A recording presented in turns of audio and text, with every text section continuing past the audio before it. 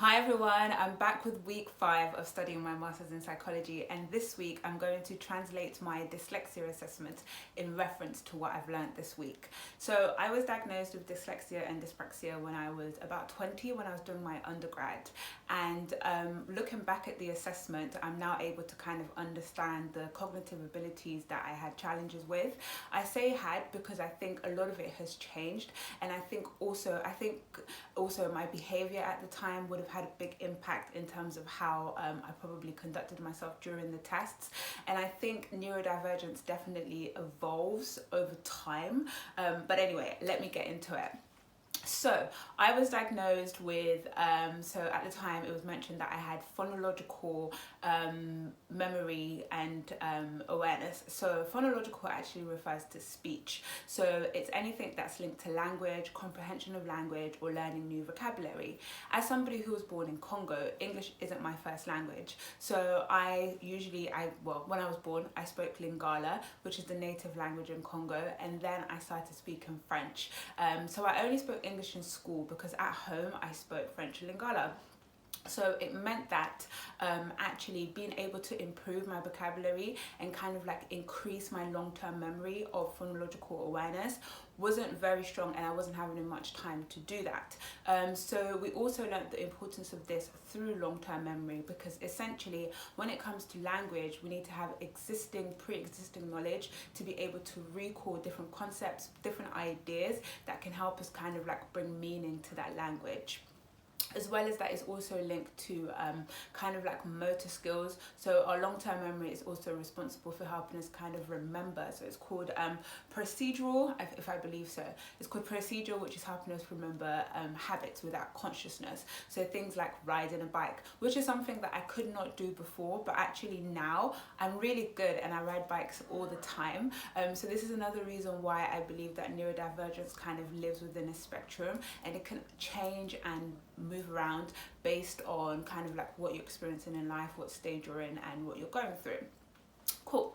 So secondly, in historical psychology, we learnt about child development, so cognitive psychology of children, and we learnt this through two key figures. One of them was Piaget, and he essentially was the father of childhood development or childhood psychology. He had emphasized the fact that, children go through 4 different stages between the ages of like 0 to 12, and a lot of it is based with them understanding the prominence of objects. So he believed, or he emphasized the fact that when children are born, they are learning that objects exist. So this could be through kicking their feet, through playing hide and seek, through kind of like sucking their thumbs. So different things that a child would go through at those kind of like early stages, predominantly between 0 and 2, would help them kind of understand how their actions has a direct correlation with the world or the things that they're learning. And this evolves over time, and it adds new layers that then incorporates language, incorporates knowledge, incorporates relationships, and all of these types of things which kind of like constitute the development of children.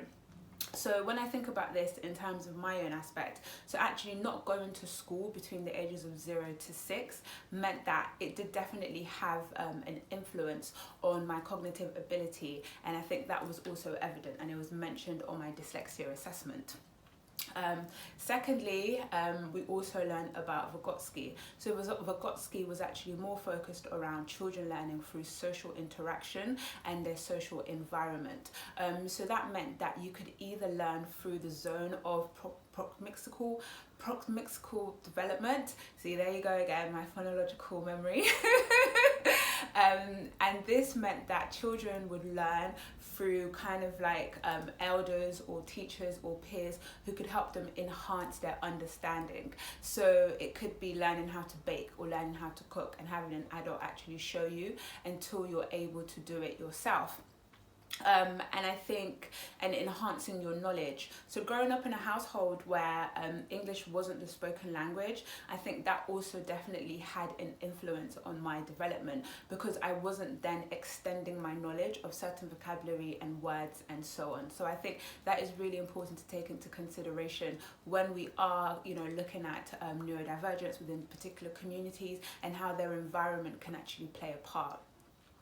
Secondly, he also mentioned scaffolding, which is where basically mentors and teachers kind of hold your hand until you're confident enough to do it yourself. So I think, this is obviously important for our society, but also kind of makes great sense when we think about school and education and how kids can actually learn through like teachers, learn through peers, or even as adults how we can learn through mentors who can actually help us build more confidence within ourselves. So these were the two kind of like key figures when we look at childhood development, and there's more things that I probably didn't touch on, but when I refer this back to my own to my dyslexia assessment, it's clear that obviously not speaking English at home, not extending my vocabulary, and not having kind of like those mentors that can kind of help me understand the different parts of cognition definitely had an influence on not just my childhood development, but also how that then translated into my neurodivergence and then the diagnosis of dyslexia as well as dyspraxia as well, which is more related to like motor skills. And I think that's really interesting in considering the bike reference that I made. And then one of the things that also came up was visual stress. So I know at the times where I was going out a lot, I was smoking, I was drinking, I was barely getting any sleep, and I think that had an impact because I have since done eye tests and I don't really have as much visual stress as it was mentioned at the time. But in biological psychology, we learn about vision, and it was a lot to take in. There's a lot that I don't remember, but what I do remember is that obviously we have the retina, which is in our eyes, and that's responsible for transcribing kind of like the images that we see through our eyes and making meaning of it. I also realized that it's what Apple uses to describe its camera or some of its products, so that was a nice connection that I was able to make. So yeah, we also looked through pain, and I think now that I've overcome a lot of my childhood experiences, particularly those attached to like traumatic experiences, I definitely think there is a direct correlation in terms of how a lot of the pain that was kind of still living within my body, or a lot of the pain that I had still been experiencing, was affecting my cognition, and it was having an overall impact on my neurodivergence and how it was showing out. So that was kind of like this week. So essentially I went back in time and looked at my assessment of dyslexia and dyspraxia to understand how it's linked to some of the concepts that we learned in psychology this week, and there's a direct correlation between my working memory and long-term memory when it comes to phonological speech. There's obviously direct correlation between childhood development when it comes to not going to school till I was 6 years old, not speaking English at home, and not having kind of like direct influences to help me learn the things that was missing.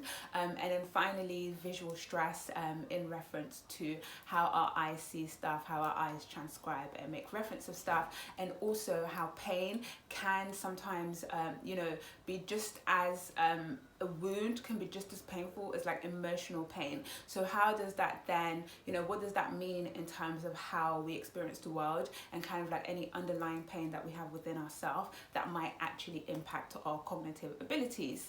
So yes, that sums up week 5 of studying my master's in psychology. Please go ahead and research any of this stuff so that you can kind of get up to speed. These are my own interpretations, and subscribe, and see you next week. Thank you, bye.